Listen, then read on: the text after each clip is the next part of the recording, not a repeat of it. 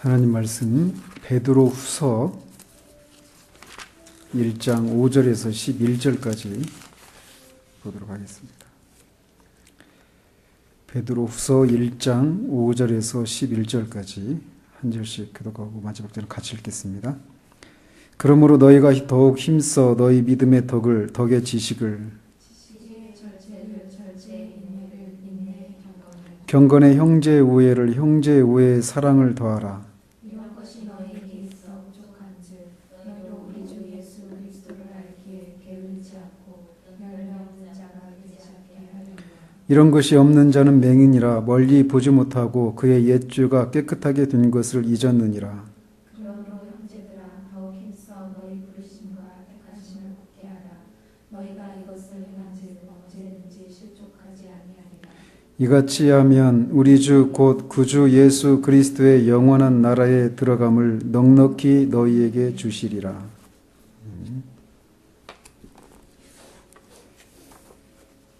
지난주에는 영적인 침체에 빠지는 13번째 원인으로 소위 영적으로 중년에 맞는 위기에 대해서 살펴보았습니다.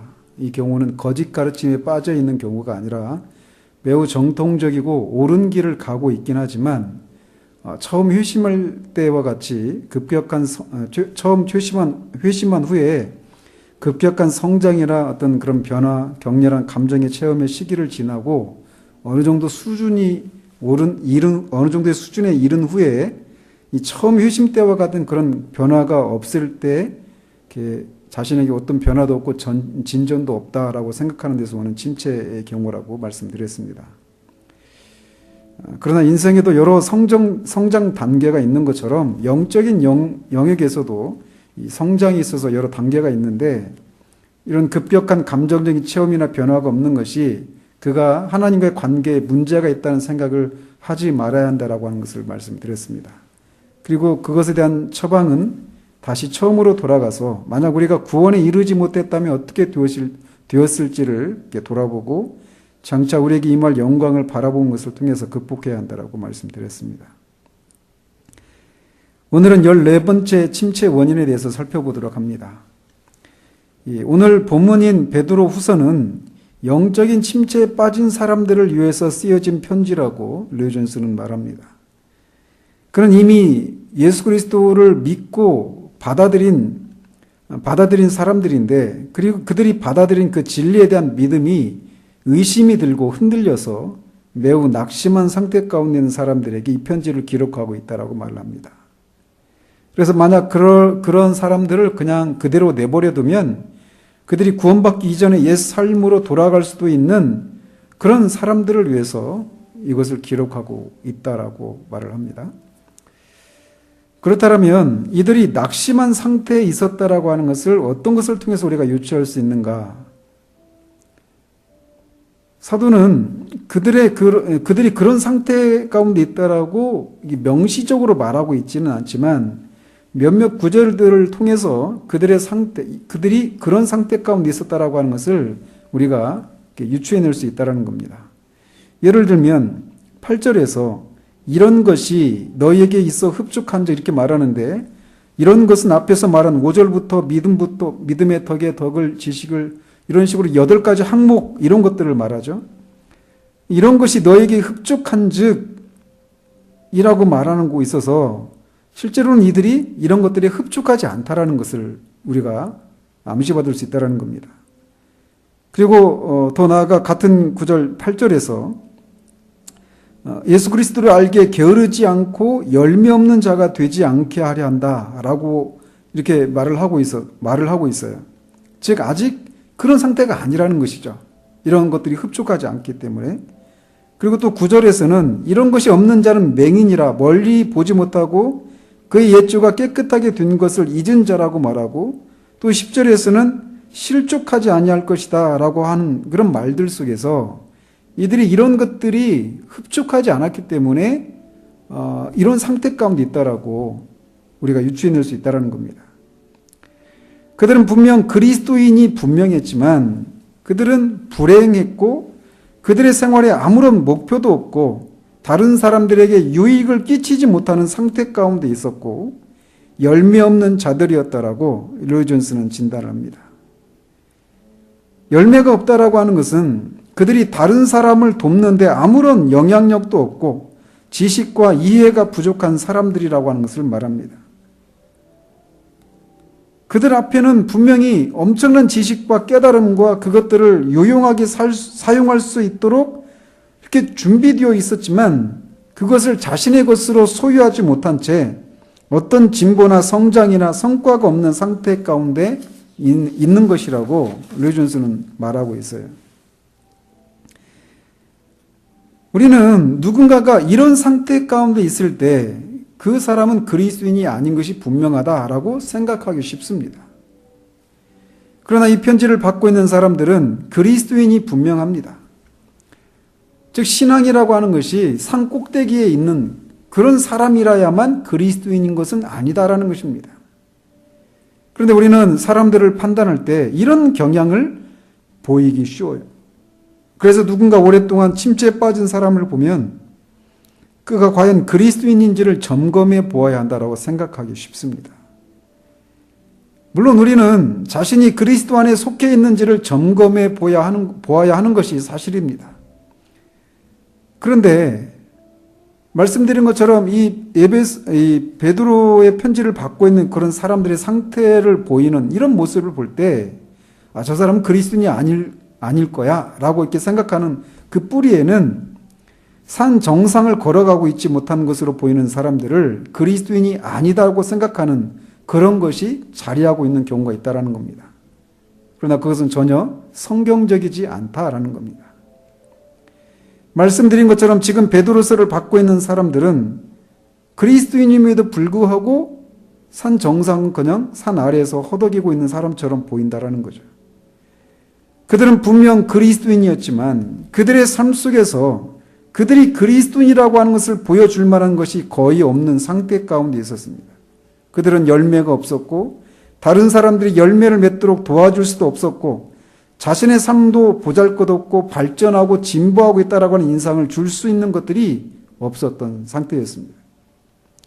그들은 자신들의 이런 모습을 인해서 깊은 좌절감에 빠져 있었고 자기 속에 있는 소망에 대한 이유를 말해줄 수 없는 불행한 상태 가운데 있는 그런 그리스도인들이었다는 것이죠.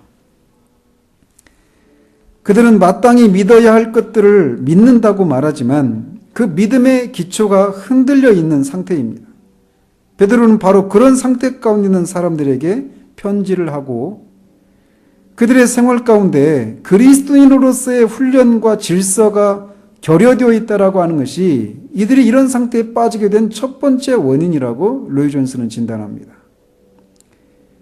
그렇기 때문에 베드로는 그런 상태 가운데 있는 그리스도인에게 그리스도인의 삶이라고 하는 것은 어떤 훈련과 질서가 있어야 된다라고 하는 것을 이렇게 진술하면서 포괄적으로 신앙의 훈련을 해야 된다 이런 식으로 포괄적으로 말하지 않고 믿음의 덕의 지식의 뭐죠? 절제 인내를 경건의 인내를 이런 식으로 하나하나 구체적인 항목들의 그 훈련을 해야 된다라고 진술하고 있다라는 것입니다. 그러면서 베드로가 처음으로 제시하고 있는 것은 믿음을 더하라라는 것입니다. 우리말 성경에는 더하라라고 하는 것이 7절에 붙어 있잖아요. 그런데 원어에 보면 이 더하라라고 하는 말이 맨 앞에 나옵니다.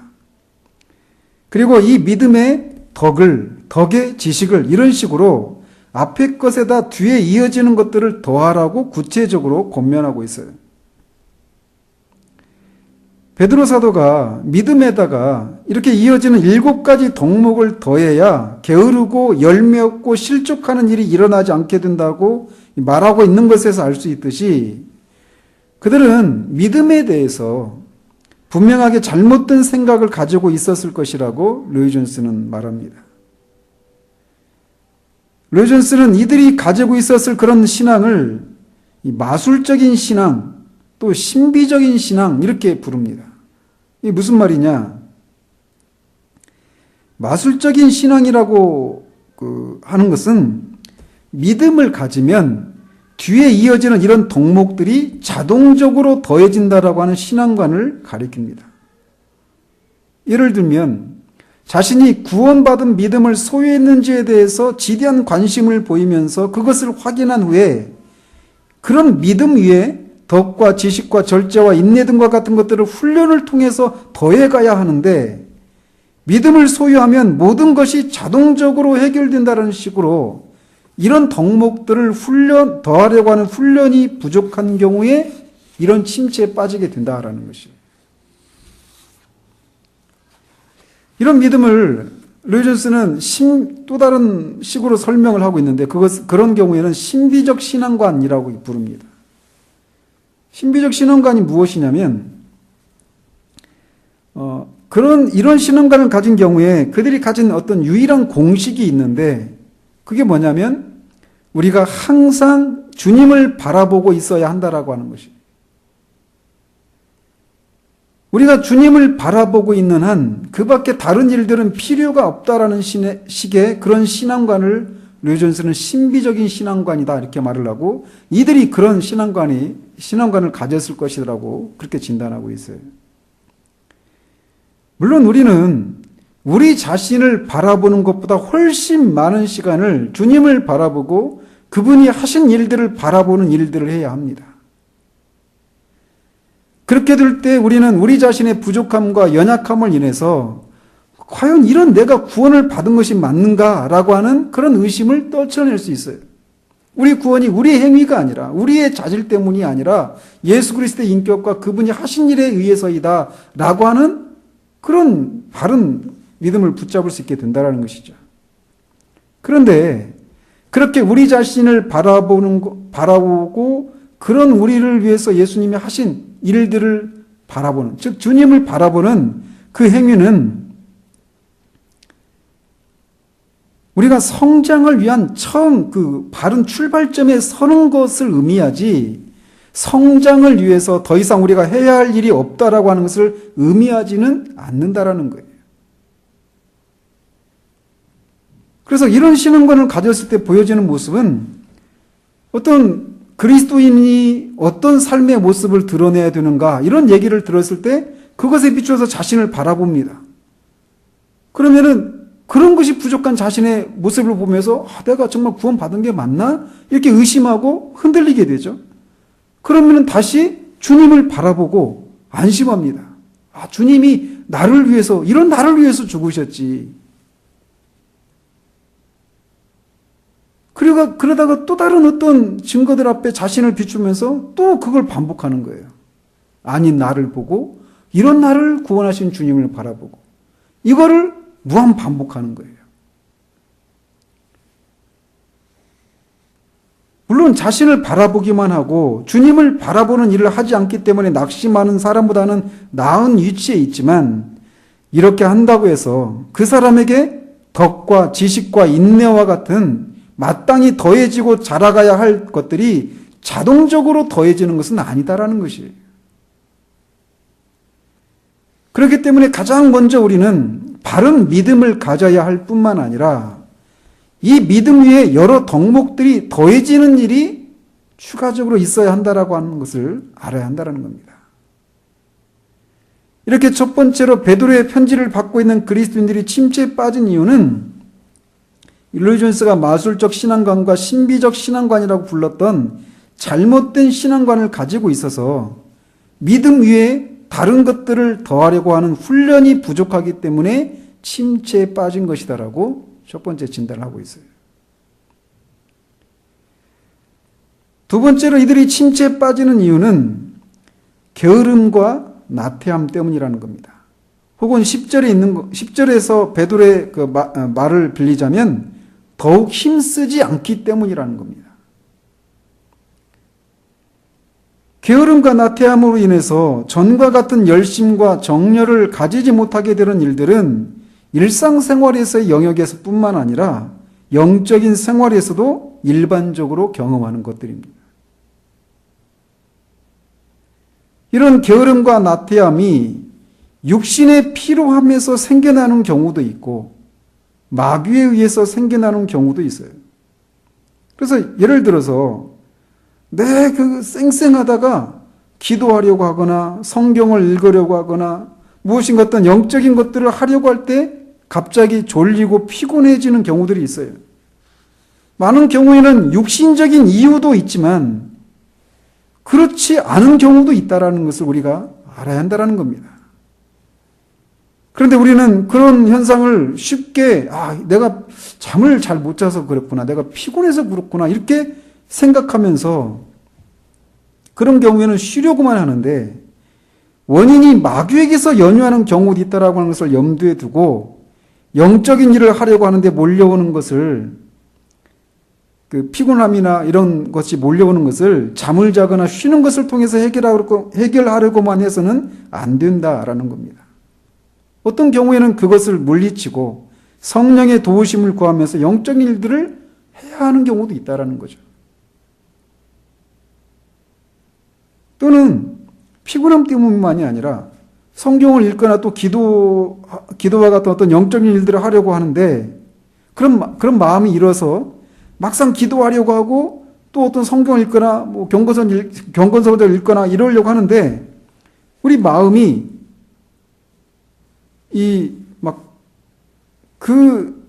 기도나 어떤 성경을 읽는데 합한 마음이 아닌 거예요. 마음이 동하지가 않아요. 그래서 이런 마음으로 책을 읽으면 안 된다, 기도하면 안 된다 하면서 다음 기회로 밀어버립니다. 왜냐하면 마음이 통하지 않은 상태에서 이런 일을 해서는 안 된다고 생각하기 때문이죠. 그러나 영영 마음이 통하는 일들이 생기지 않고 다시 성경을 읽고 기도할 수 있는 기회를 잡기가 쉽지 않은 경우들을 보게 된다는 거죠. 그런 것을 매일 한다고 생각해 보십시오. 우리 몸이 찌뿌듯해서 운동을 해야지 그 마음 먹고 막상 운동을 하려고 하니까 또 몸이 찌뿌듯한 거예요. 그래서 다음에 해야지 하고 미루다가 우리 몸이 점점 더 무거워지는 것처럼 영적인 일에 있어서도 동일한 원칙이 적용된다는 겁니다. 그래서 우리 마음이 기도하거나 성경을 읽기에 적합한 마음이 아니라면 나중에 해야지 이게 아니라 그런 마음이 되기 위해서 마치 그 옛날에 그 펌프 있었잖아요. 막 손으로 이렇게 작두라고 했나요? 그 뭐라고 불렀죠? 막 손을 품는 거 있잖아요. 근데 그 펌프를 그 시원한 물을 끌어올리기 위해서는 그 펌프에다가 마중물을 부어야 되잖아요. 한 바가지 마중물을 붓고 나면 계속 하다 보면은 밑에 있는 시원한 물이 끌어올려지는 것처럼 그 시원한 물이 끌어올려지는 마음의 상태가 될 때까지 기다리는 것이 아니라 마중물을 붓는 것처럼 일단 시작을 해야 된다는 거죠. 이런 식으로 우리가 이 게으름과 나태함에 빠지는 그런 다양한 그런 것들에 대해서 얘기할 것이 얼마나 많습니까? 우리가 처음 회심하고 구원의 기쁨을 누렸던 때를 생각해 보십시오. 그리고 지금의 우리들의 모습을 정직하게 한번 비교해 보십시오. 우리가 얼마나 주님 앞에서 게으르고 나태한 가운데 있는가 한번 돌아볼 필요가 있습니다. 전에는 하루를 시작할 때 가장 먼저 아침에 일어나면 주님께 말씀드리기 위해서 말 한마디 안 하고 새벽에 가서 기도하면서 하루를 했던 때도 있었어요. 근데 지금은 우리가 하루에 눈을 뜨면 뭘 먼저 찾는지. 저 자신도 주님 앞에서 부끄럽기 그지없는데 우리의 삶이 단 한 번이라도 우리가 주님과의 관계에 집중할 수 있도록 우리의 삶의 환경이 우리에게 그렇게 너 이제 다른 거 하지 말고 주님과의 관계에만 힘써 라고 그렇게 해주는 그런 환경은 단 한 번도 없을 것입니다. 우리가 영적인 훈련을 하는 일을 하지 못하는 이유들을 찾자면 한도 끝도 없어요. 얼마나 분주합니까? 직장을 다니는 사람들은 밤늦도록 회사에서 영혼을 바쳐서 충성할 것을 요구받고 있는 속에서 주님 앞에서 시간을 갖기가 얼마나 어려운가라는 겁니다. 저는 직장 생활할 때 늘 그렇게 야근을 했거든요. 거의 매일. 그러니까 저녁 시간은 제 시간을 제가 통제를 못하는 거예요.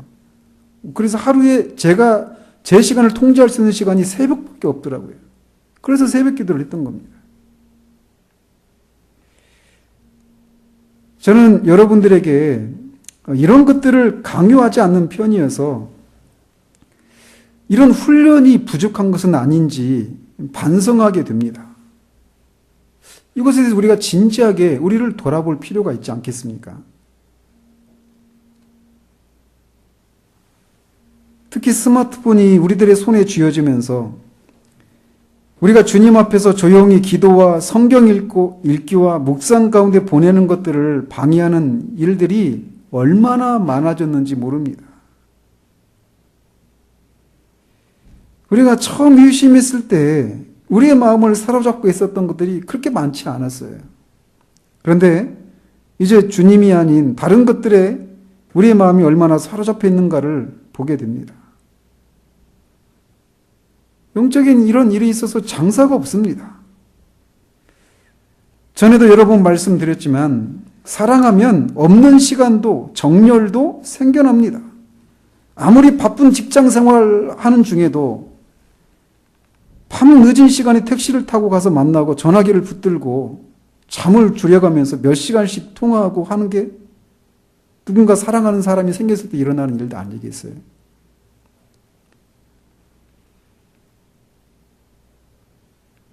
우리가 주님과의 관계에 집중하지 못하고 다른 것들에 우리의 시간을 많이 쓰고 있는, 그래서 이 잡다한 것들을 하느라 흘러보내는 시간들이 얼마나 많은지 한번 돌아봐야 합니다.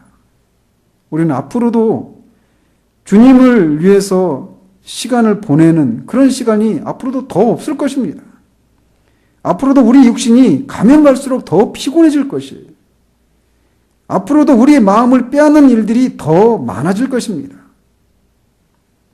우리는 그런 속에서 우리가 믿음 위에 이런 것들을 더하기 위해 힘쓰지 못하는 이유들을 찾고 그런 것 때문에 내가 이렇다라고 하면서 자신의 게으름과 나태함을 변명하기만 할 것이 아니라 믿음 위에 이런 것들을 더하기 위해서 더욱 힘쓰고 훈련을 해야 한다는 사실을 먼저 정직하게 인정하고 우리들을 돌아보도록 해야 한다는 겁니다.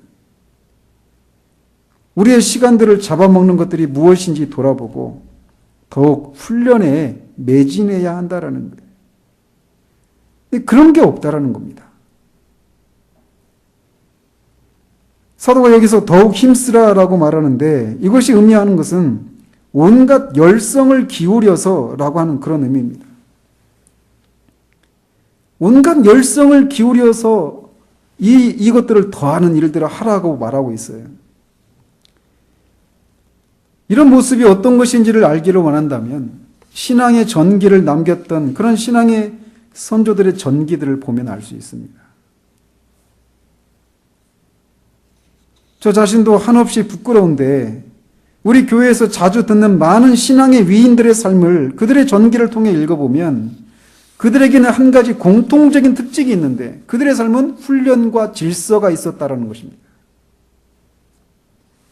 그들이 어떤 교파에 속한 사람이었든지 전기를 남길 정도의 삶을 살았던 분들에게서 공통적으로 발견되는 모습이 바로 이거예요.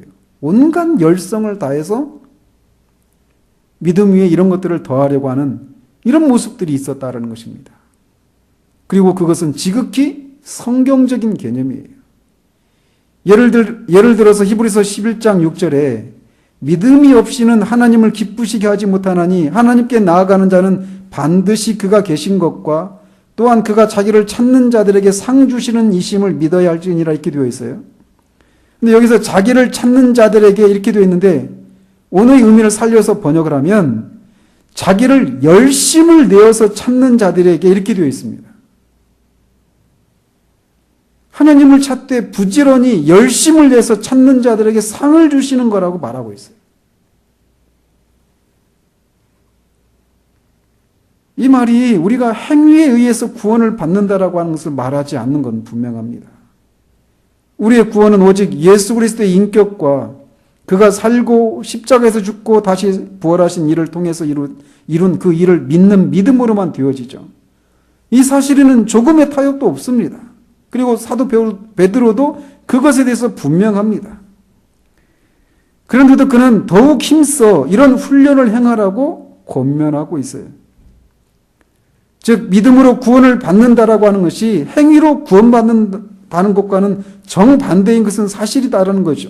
사실이지만 믿음으로 구원받는다라고 하는 것이 우리 신앙이 자라고 성장하는 데 있어서 이런 신앙의 훈련이 필요 없다라고 하는 것을 의미하지는 않는다라는 거예요. 문제는 우리의 행위를 의지하는 것이 문제이지 행위 자체가 문제인 것은 아니라는 겁니다. 특별히 이런 신앙의 훈련에 대해서 부정적인 입장을 가지게 되는 데에는 율법주의적인 신앙으로 인해서 영혼의 타격을 입은 사람들에게서 흔히 발견됩니다.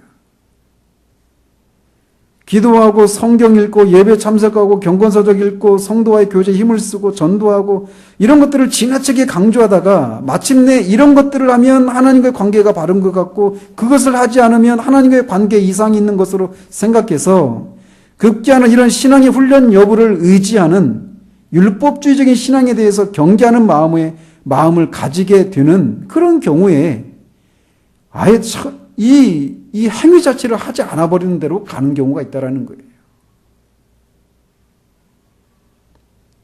이렇게 율법주의적인 신앙의 풍토 속에서 우리 영혼이 숨을 쉬지 못하고 답답하다고 호소하면서 율법주의적인 것이 아니라 은혜를 강조하면서 이런 신앙의 훈련들을 이제는 소홀히 하고 냉소적으로 바라보는 데까지 나아갈 수 있다는 겁니다.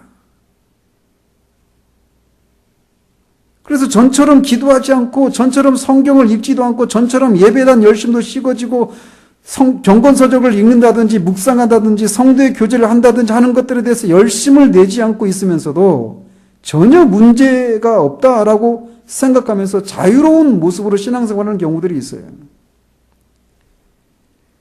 그러나 신선 노름에 도끼자루 썩는 줄 모른다는 옛 속담처럼 이런 시간이 길어지면 길어질수록 자신의 영혼에 점점 활기가 사라지고 전과 같은 열심과 정열이 사라져가고 있는 것을 조만간 발견하게 된다는 겁니다. 그래서 기도하려고 해도 기도도 안 되고 성경을 읽으려고 해도 전처럼 집중도 안 되고 경건서적을 읽으려고 해도 집중이 되지 않는 그런 자신을 조만간 발견하게 될 거라는 겁니다. 하나님을 부지런히 찾는 자들에게 상을 주신다라고 하는 말씀을 기억해야 돼요. 그렇기 때문에 어떤 말씀을 들으면서 나도 저 사람이 가지고 있는 그런 신앙 지식이 있어서 흔들리지 않고 견고했으면 좋겠다라고 하면서 그렇게 되기 위해서 노력하지 않아요. 나도 저 사람이 누리는 그런 기쁨과 평강을 누렸으면 좋겠다라고 말하면서 그것을 얻기 위해서 부지런을 내지 않는다면 열심을 내서 그것을 찾고 구하지 않는다면 그것을 누릴 수가 없는 것이 영적인 영역에서도 통하는 원칙이라는 것입니다.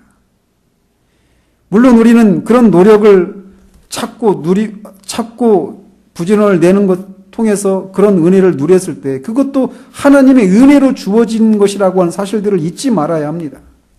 그러나 분명한 것은 이런 노력과 열심이 반드시 있었다라는 것입니다. 앞에서도 말씀드린 것처럼 신앙의 위인들의 공통점이 바로 이런 것들이었어요.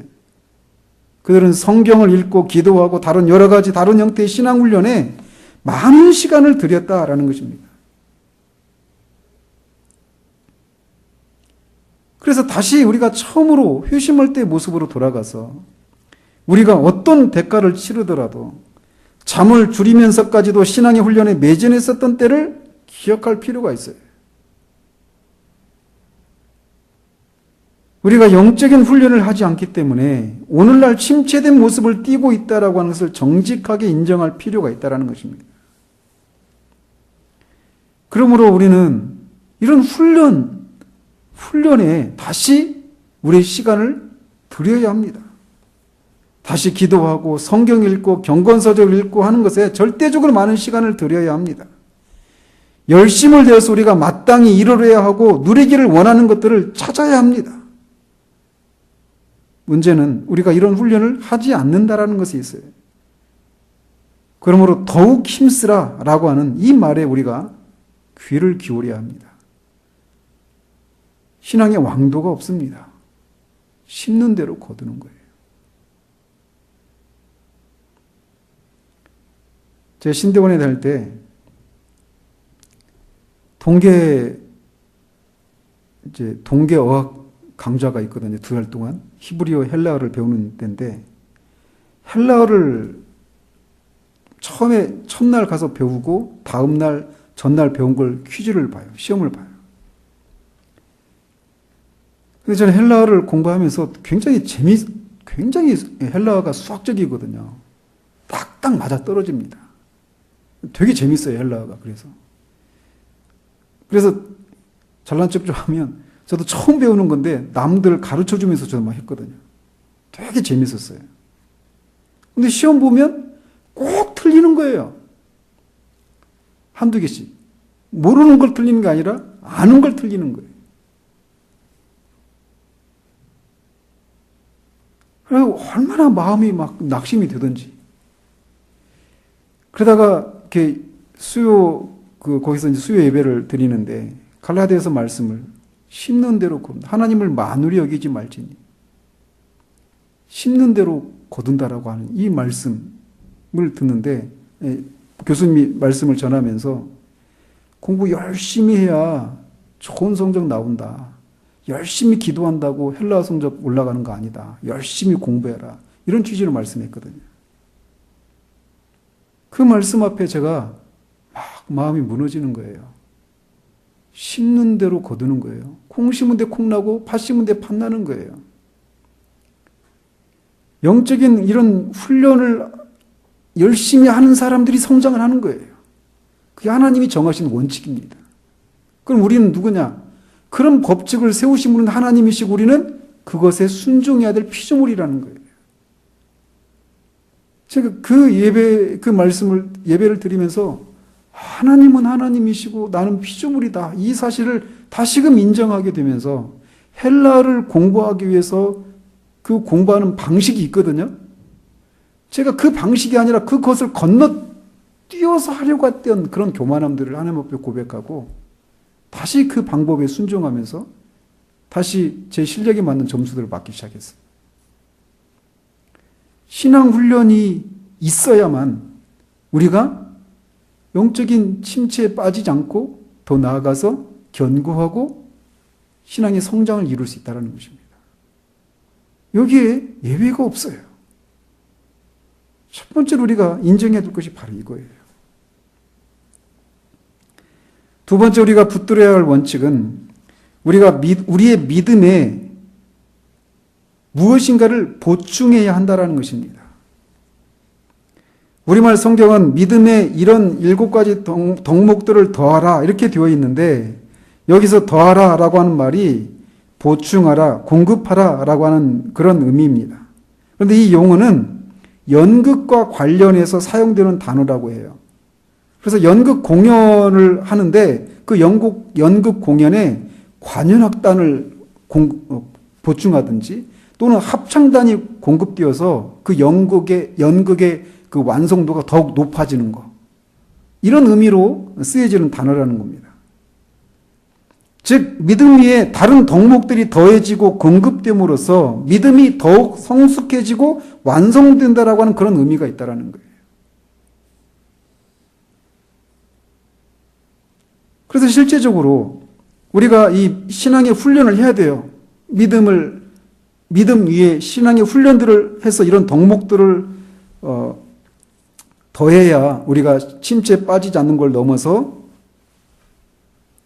그리스도인의 그런 정상적인 모습을 살 수 있는데 사도가 여기서 말하고 있는 덕목들이 무엇인지 짧게 살펴보도록 합니다.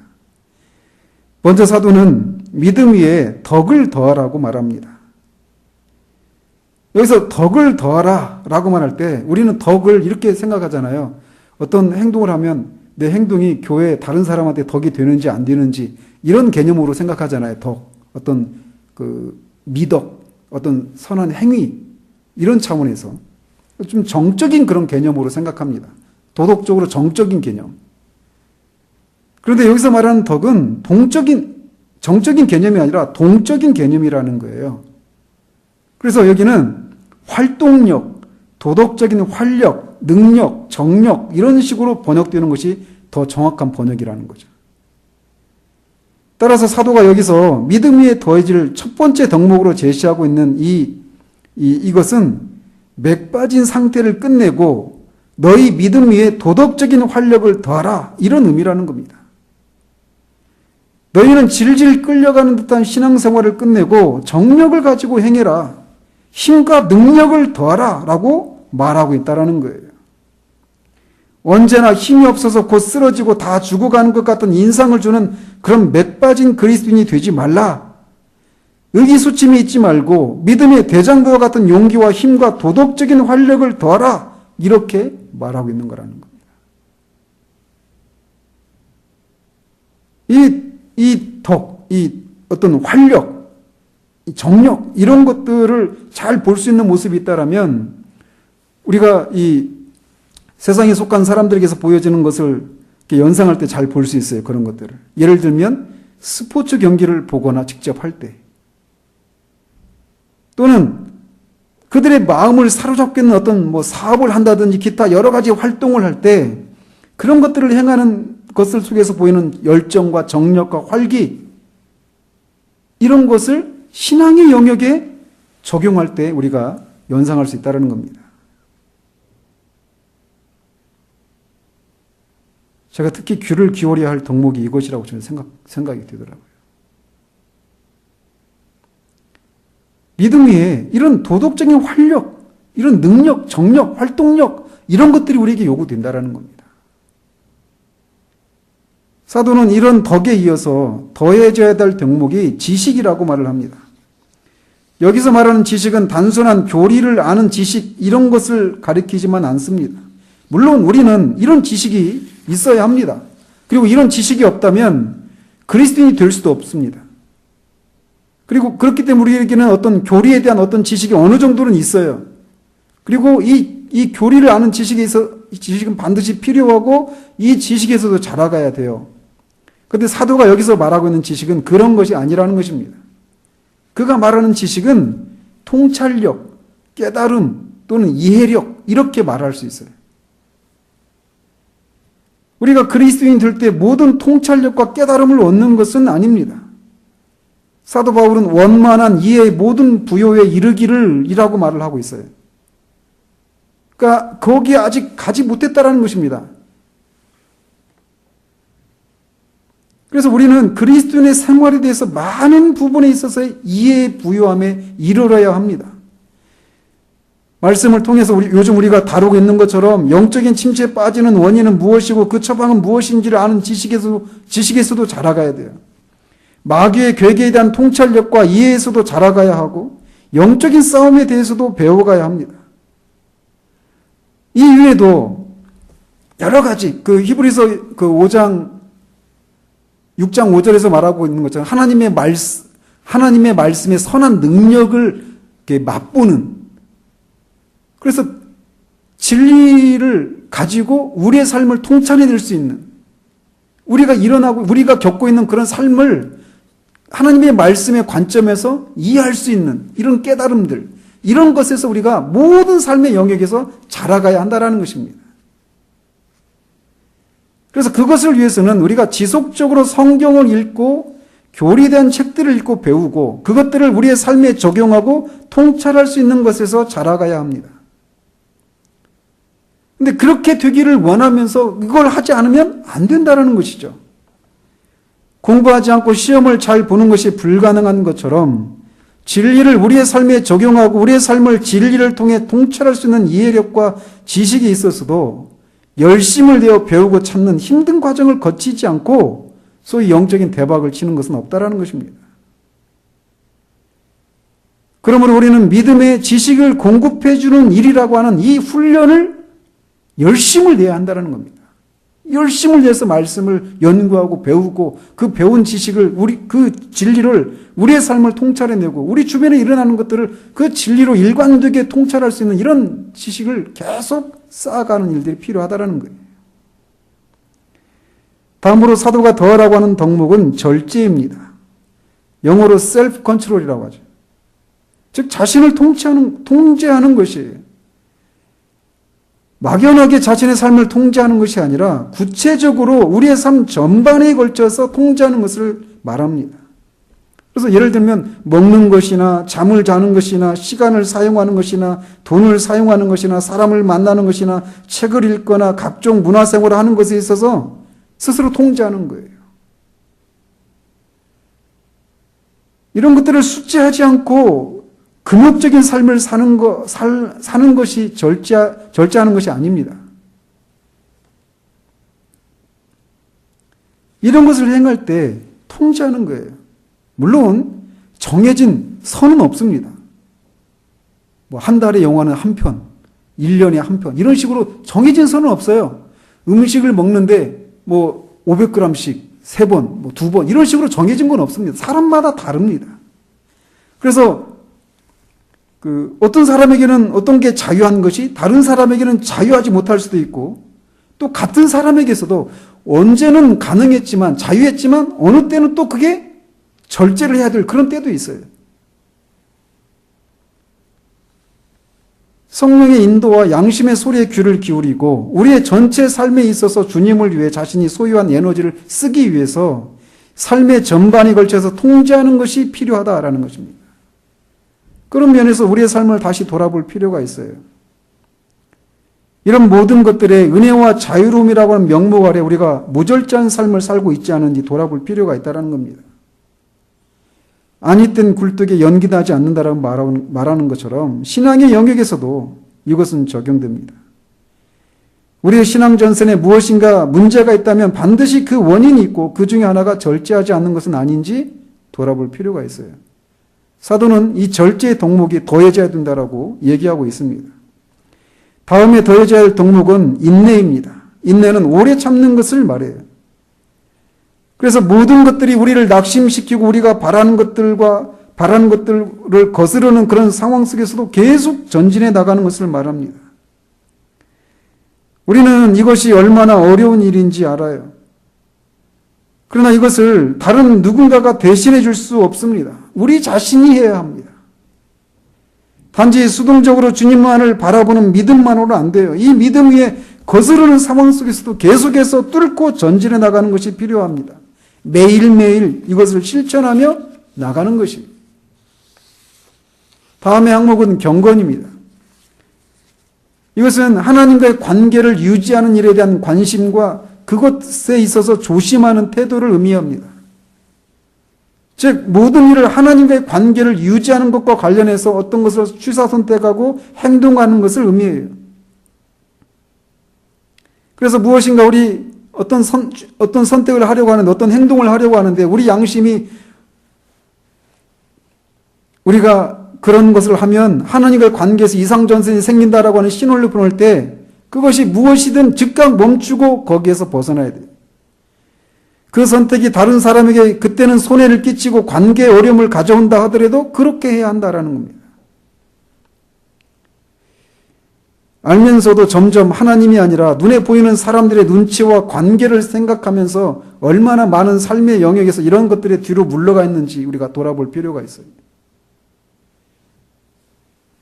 그리고 다음 두 가지 항목은 다른 사람과의 관계에서 더해져야 할 것을 말하고 있어요.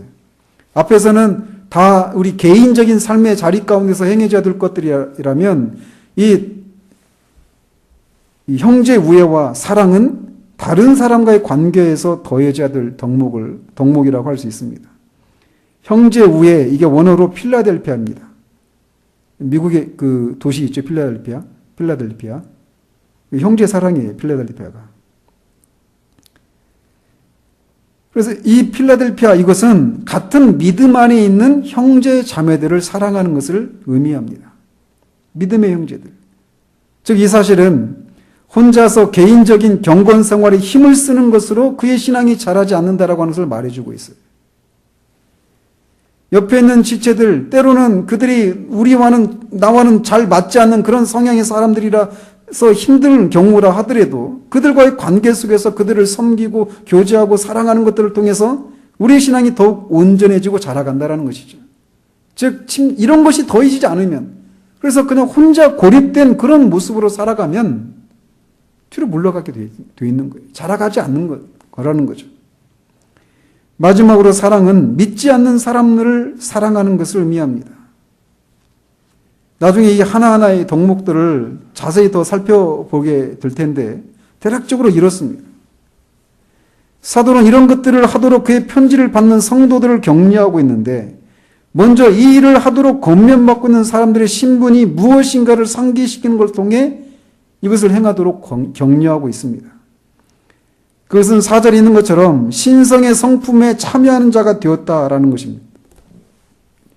즉 믿음 위에 더해질 다른 덕목들을 더하는 일이, 이 사실은 신성의 성품에 참여하는 자가 되었기 때문에 이 일을 해야 된다라고 말을 하고 있는 셈인데, 즉 우리가 살펴보면 이런 믿음의 덕의 지식을 지식의 절제를 절제에, 경건을 경건에, 하나 빠뜨렸네요.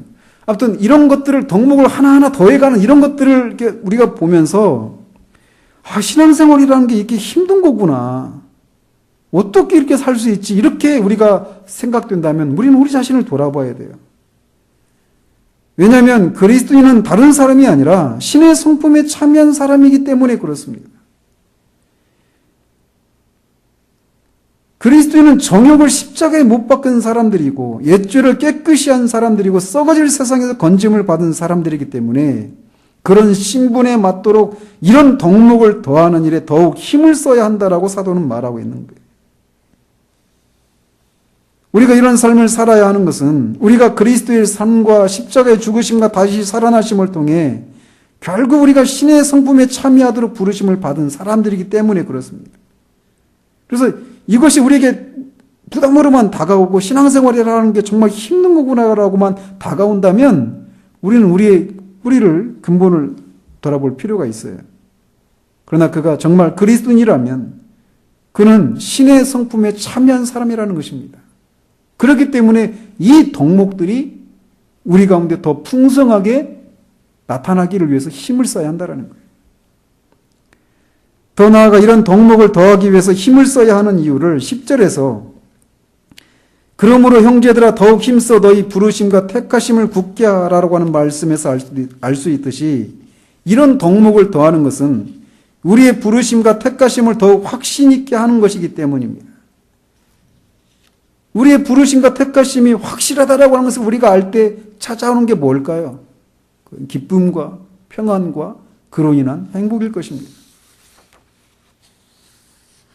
또 같은 구절에서 그는 우리가 이런 것들을 더하면 우리가 실족하지 않게 될 것이다 라고 말을 합니다. 실족하지 않기 위해서 우리가 이런 것들이 필요하다라는 거예요. 실족한다라고 하는 것은 비틀거리고 오류를 범하고 죄를 짓고 넘어진다라고 하는 것을 말합니다. 그것의 결과는 불행함과 비참함이죠. 그런데 우리가 그렇게 되지 않도록 하기 위해서는 이런 덕목들을 더하기 위해서 더욱 힘써야 하는 거예요. 마지막으로 11절에 이렇게 하면 우리 주 곧 구주 예수 그리스도의 영원한 날에 들어감을 넉넉히 너에게 주시리라 라고 하는 말에서 알 수 있는 것처럼 이런 것을 더하면 이런 예수 그리스도의 영원한 날에 들어감을 넉넉히 주시기 때문이다라고 말하고 있어요. 그리스도의 영원한 날에 들어간다라고 하는 게 구원을 받게 된다라고 하는 것을 말하지 않습니다. 앞에서 말씀드린 것처럼 이들은 이미 구원받은 사람들이기 때문이죠. 이 말은 영광의 세계에 궁극적으로 들어가게 되는 것을 말하는 거예요. 이런 것들을 더하면 우리가 이 영원한 영광스러운 나라에 넉넉하게 들어가게 된다는 겁니다. 따라서 사도는 이 구절들을 통해서 이렇게 말하고 있는 셈입니다. 너희가 만일 이것들을 행하고 이런 것들을 더하기 위해 너희의 생활을 훈련하고 통제한다면, 만일 훈련을 통해 너희의 믿음에 이런 덕목들을 공급한다면 너희는 이 땅에서의 삶에서 결코 실족하지 않을 것이고 너희의 부르심과 택하심을 확신하는 데서 오는 기쁨과 평안과 행복을 얻게 될 것이고, 종말에는 너희가 저 영광스러운 주의 날에 겨우겨우 불 속에서 건진받은 것처럼 들어가는 것이 아니라 넉넉하게 들어가게 됨을 얻을 것이다. 이렇게 말하고 있는 거예요. 따라서 우리가 침체되어 불행하고 우리가 이행해야 될 의무들을 겨우겨우 근근히 행하고 있으면서 다른 사람에게 전혀 도움이 되지 못하는 상태 가운데 있다면 그 원인 중에 하나가 바로 신앙의 훈련이 부족한 것에서 있는 것은 아닌지 돌아볼 필요가 있습니다. 우리는 뒤로 물러가서 침륜에 빠져 있을 사람들이 아닙니다. 오히려 우리는 우리의 신앙생활에 활력을 가지고 임하고 다른 사람들에게 유익하고 도움을 주는 사람들이 되어야 합니다. 빨리 이 힘든 삶을 끝내고 빨리 주님께로 갔으면 좋겠다. 이게 우리의 목적이 아니에요. 그러므로 용기를 내어서 다시금 우리의 믿음의 덕의 지식을, 지식의 절제를, 절제의 인내를, 인내의 경건을, 경건의 형제 우애의 사랑을 더하기 위해서 더욱 힘을 쓰도록 해야 합니다. 그래서 우리가 실족하지 않을 뿐 아니라 영원한 날에 넉넉히 들어감을 얻을 것에 대한 그런 소망을 가지고 있기 때문에 다른 사람들이 그 소망의 이유가 무엇이냐라고 물으러 오는 그런 삶을 우리가 살아야 한다는 것입니다. 그러므로 다시 우리 삶을 정직하게 하나님 앞에 돌아보면서 우리의 시간들을 이 신앙의 훈련을 하는데 얼마나 많은 시간과 에너지를 쏟고 있는지, 마음을 쏟고 있는지를 돌아보고 처음에 회심 때의 그 열심들을 회복하는 우리들이기를 바랍니다. 그래서 다시 시작하십시다. 서로 도우십시다. 다시 기도와 성경 읽기와 여러 신앙의 그 경건 생활들을, 이 사도가 말한 이런 덕목들, 그 경건 생활들을 힘을 내어서 찾고 추구하는 그런 우리들이어서 여기서 말하고 있는 그런 덕목들이 더해져서 우리가 실족하지 않는 걸 넘어서 부르심과 택하심을 확신한 데서 오는 그런 기쁨과 평안을 누리고 장차 주님의 나라에 넉넉히 들어가는 걸 받는 그런 우리들이 되어지기를 우리 주님 이름으로 축원드립니다.